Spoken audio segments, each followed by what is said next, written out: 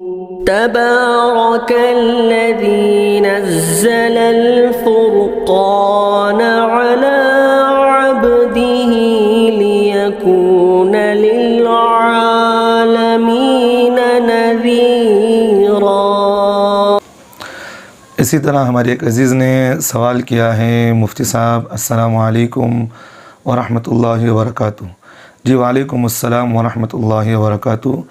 سوال کیا ہے کہ مفتی صاحب اگر کوئی آدمی سودی کاروبار کر رہا ہو یا حرام کام کر رہا ہو تو اس کے پاس کام کرنے والوں کا تنخواہ کے سلسلے میں کیا حکم ہے؟ جواب دے عین نوازش ہوگی۔ سوال کرنے والے محمد کیا ہے نام، یہ نذیر صاحب بنگلور سے۔ دیکھیے بھائی، یہاں دو باتیں ذہن میں رکھیں، انشاءاللہ آپ کو سارا مسئلہ حل ہو جائے گا۔ پہلی بات یہ ہے کہ اگر کوئی آدمی کے پاس حلال اور حرام دونوں مال ہیں، لیکن حلال مال زیادہ ہے اور حرام مال کم ہے، اگر وہ آپ کو تنخواہ حلال مال سے دے رہا ہے تو آپ اس سے لے سکتے ہیں، کوئی بات نہیں، پہلی بات۔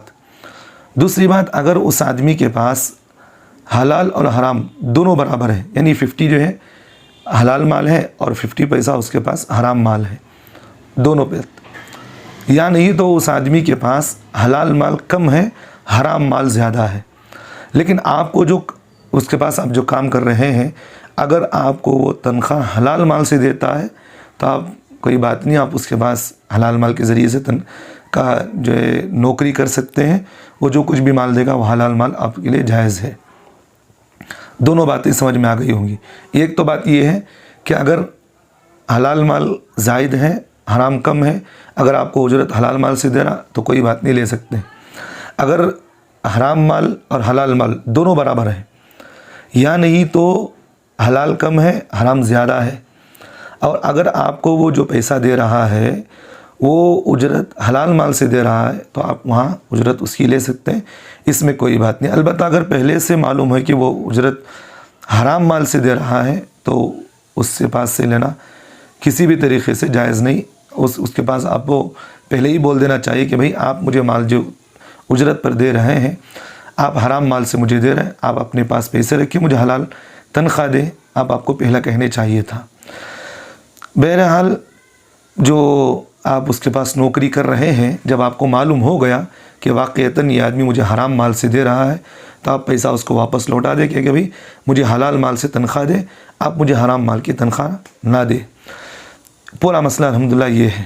اب دوسری بہت اہم بات میں آپ کو یہ بھی کہتا ہوں، جو آدمی حرام کاروبار کرتا ہے اس کے پاس نہ اجرت، اس کے پاس کام کرنا بھی جائز نہیں، اگر آپ کو معلوم ہے کہ وہ حرام مال سے تنخواہ دے رہا ہو، اور اس آدمی کے پاس کوئی بھی معاملات کرنا، خرید و فروخت کرنا، جب آپ کو معلوم ہے کہ بھئی یہ آدمی جو میرے پاس خرید و فروخت کا معاملہ کرتا ہے یہ حرام مال ہی مجھے دیتا ہے، تو اس آدمی سے حرام مال کی خرید و فروخت بھی کرنا جائز نہیں ہے، حرام ہے۔ اور اس آدمی کو جب تک وہ حلال مال نہ دے تو اس کے پاس کوئی مال بھی فروخت نہیں کر سکتے۔ تو یہاں تک آپ کا مسئلہ ہو گیا۔ تو اس لیے احتیاطی پہلو بات یہی ہے کہ جو آدمی کے پاس تنخواہ آپ کو حرام مال سے دیتا ہے، آپ فوراً اس آدمی کے پاس نوکری چھوڑ دیں۔ اب یہاں میں ایک آپ کو زائد بات کہتا ہوں، دیکھیں آج عمومی طور پر یہ چیزیں پائی جا رہی ہیں، آدمی جو ہے آج حلال کو حلال نہیں، حرام کو حلال نہیں، حلال سمجھ کر کام کرتا ہے۔ اب آدمی احتیاط نہیں کرتے، اب آدمی ملوث ہے، اسے کوئی بھی بات کہنے سے نہیں مانتا۔ تو اگر کوئی آدمی اس طرح کرتا ہو، سود کا دھندا، بیاج کا دھندا، یا کوئی بھی اس طرح دھندا کرتا ہو، بزنس کرتا ہو، تو اس آدمی کو عمومی طور پر بیکاٹ کر دینا چاہیے، کوئی اس سے لین دین نہ کرے، تاکہ وہ آدمی گناہوں سے توبہ استغفار کر لے اور پھر زندگی اس ہی سالم کر لے۔ تو اس لیے اہل فقہ نے بھی یہ مسئلہ لکھا ہے، اگر کوئی آدمی واقعتاً ان چیزوں میں ملوث ہے، نماز چھوڑ رہا ہے، تو اسے سوشل بیکاٹ کرے تاکہ وہ نماز کی پابندی کر لے۔ رمضان کا مہینہ روزے نہیں رکھ رہا تو اسے سوشل بیکاٹ کرے تاکہ آدمی وہ رمضان کے روزوں کی پابندی کر لے۔ اگر کوئی آدمی سودی کاروبار کرتا ہے تو سوشل بیکاٹ اس کو کرنا چاہیے تاکہ وہ آدمی جو ہے سودی دھندوں سے، سودی ان سب چیزوں سے پرہیز کر لے۔ تو اس طرح کی بات ہے۔ تو جو آدمی سودی کام کر رہا ہے آپ اس کو سوشلی طور پر بیکاٹ کر سکتے ہیں، اللہ اس سے کوئی گناہ نہیں دے گا۔ اللہ ان تمام مسلمانوں کو ہدایت نصیب فرمائے۔